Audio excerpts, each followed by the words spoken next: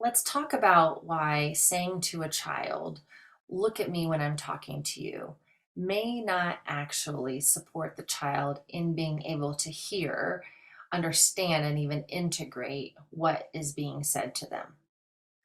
When we get overwhelmed, one of the first things that we all try to do is block out sensory data so that we can try to manage the overwhelming experience that we're having inside. And for many children and adults, actually, one of the things that they do to do this is they start moving their eyes away. So they start darting their eyes or closing their eyes or looking down. And it's not actually disrespectful. What it is that this child is trying to manage themselves in the intensity that they're experiencing. Because as they look away, as they dart their eyes, they're limiting.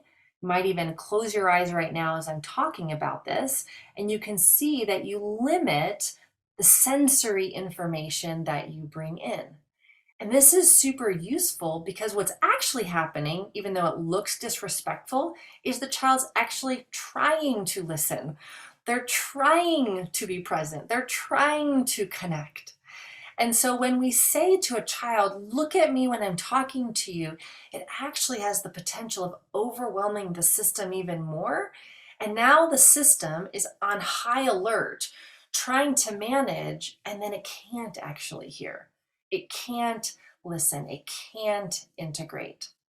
So, one of the things you might play around with is just letting the child's eyes do whatever they're doing when you are needing to have a hard conversation.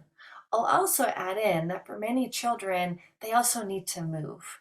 So, stay still and listen, or sit there and listen.